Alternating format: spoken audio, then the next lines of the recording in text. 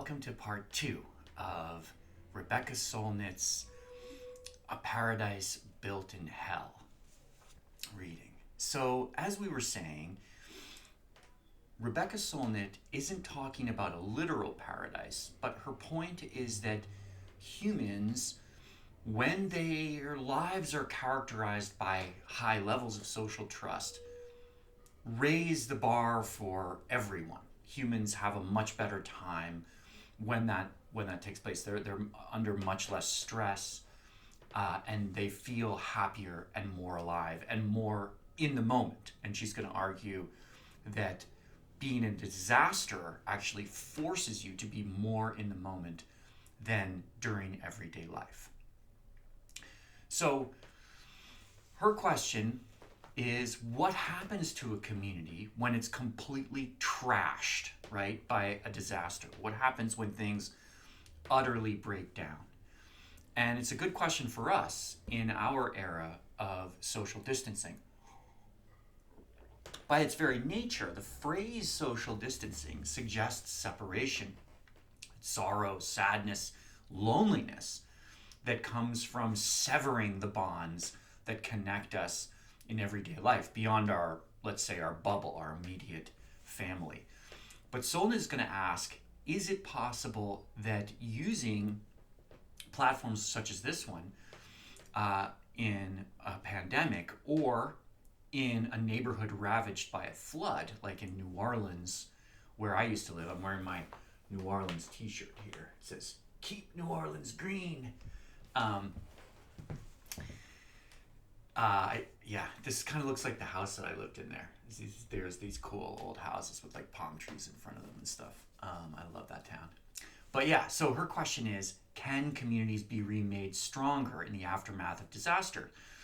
Even if, for example, we have to live with social distancing rules to prevent the spread of the pandemic.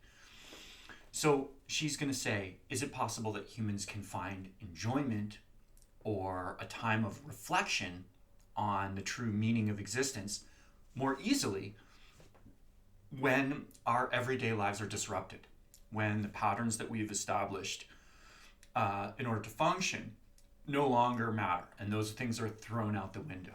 In these kinds of new alternative states, do we indeed is our perception heightened? Is our connection to each other heightened, even if it has to be mediated through these technological devices? I would like to think that it's at least possible that we, in this class, can use these devices to connect with one another, indeed examine these concepts perhaps just as intensely as if we were in a classroom. So let's keep in mind, though, that Solnit wants to remind us we cannot welcome disasters because, of course, the loss of human life is too great. So even if there is this kind of upside to disasters, that doesn't mean that we have to be like, well, let's have more disasters then, right? She's saying, no. Don't think that I'm saying that, right? The costs of these disasters are too great to contemplate such a crazy kind of thinking. But she says, that doesn't mean, though, that we can't value our responses to the disaster, right? That the way we respond to the disaster can't have its own value in and of itself. So she gets at this a little bit in this chapter, and we are going to take a closer look at this. Where does this philosophy of winner takes all, every man for himself, originate from? How has it emerged? And we've looked a little bit at this in Bregman, maybe more than a little bit. So I hope some of these concepts are coming back to you while you're listening to this. She's going to point out that the dog-eat-dog world, it's a jungle out there, social Darwinism type of philosophy and view of human nature definitely serves the interest of the wealthy and the powerful, much more so than it serves the interest of the rest of us, right? So individualism, that is, the goal is to focus on yourself above all things, maximize your potential, all this kind of narrative around the focus on the self, right? Capitalism which is an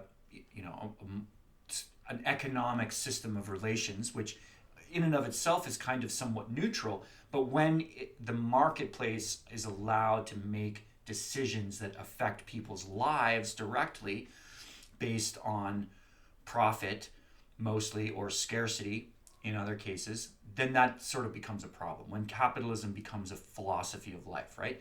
Social Darwinism, which is a sort of mutated version, a twisted version of what Darwin actually proposed, which is that the strong prey upon the weak in human society, and that is just, and that should be respected because it is a natural law.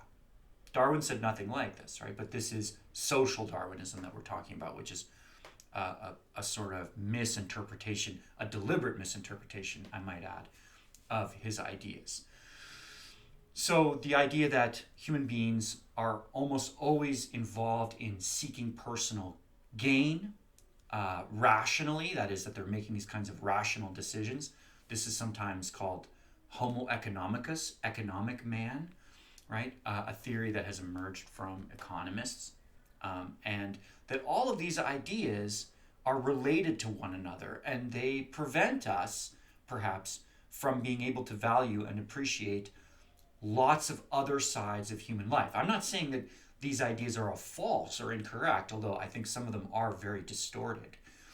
It's just true that when these ideas become so dominant that they obscure other aspects of human existence, we have to question them. And we also have to question why that's the case.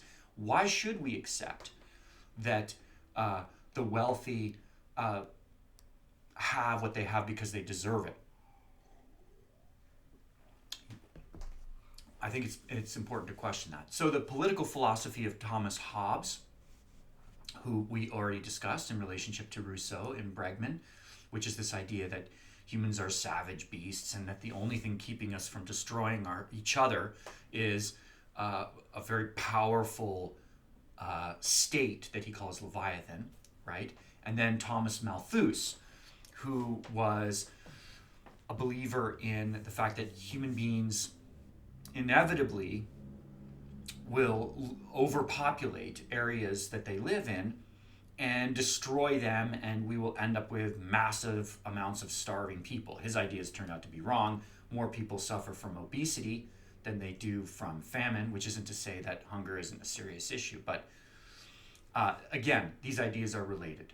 So Solnit wants to ask, usually the concept of human nature has actually been used as a way of obscuring how humans naturally connect and perform altruistic acts for one another.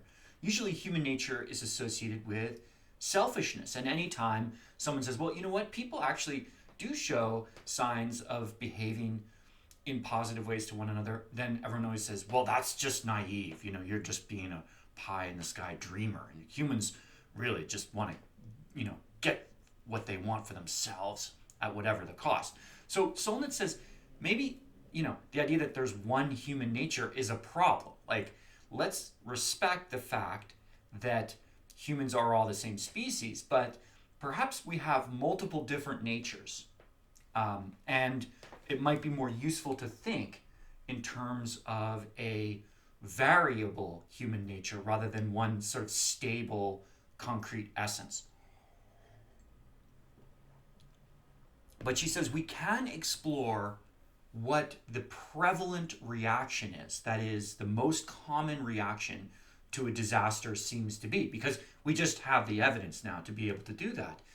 And she says, what you find is resilience, resourcefulness, that is the ability to figure out what to do next, generosity, so people seem to spontaneously seek to help one another, empathy, that is the ability to connect with others outside of our small tribal circle, and courage, that time and time again you see ordinary people doing things that takes a lot of courage. People who aren't trained, people who haven't been selected for this particular type of extreme behavior under duress. You see a lot of ordinary people behaving courageously.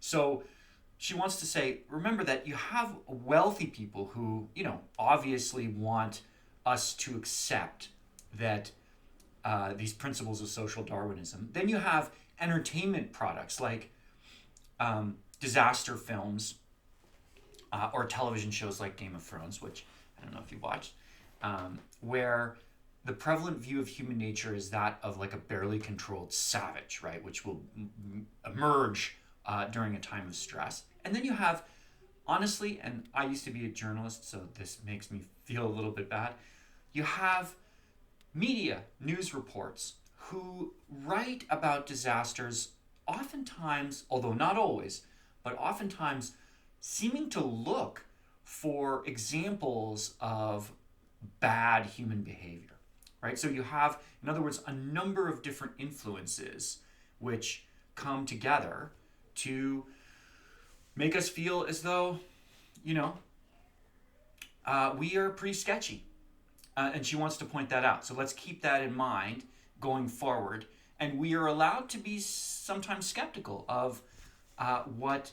I'm not talking about this concept of fake news, right? But I am saying that it's not that the news media is lying. It's just that there seems to be a sort of interest naturally in trying to uncover these stories of human darkness. Maybe because it sells subscriptions.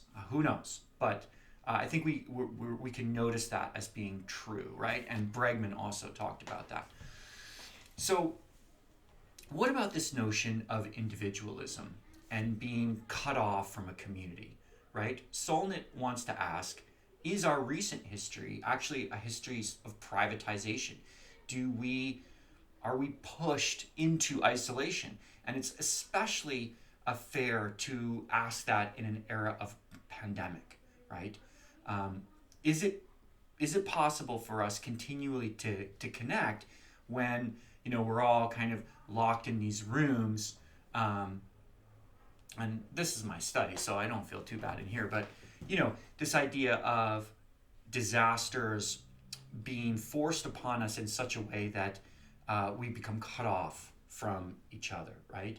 And I don't know about you, but during this pandemic, I felt kind of moved by stories of how people have tried to connect, and especially with their family members. And I've seen some examples of how this particular disaster that we're all living through together, has illustrated some possibilities for ways in which maybe we could improve everyday life going forward. So I hope that you've enjoyed this, and I will see you all soon. Take care. Bye.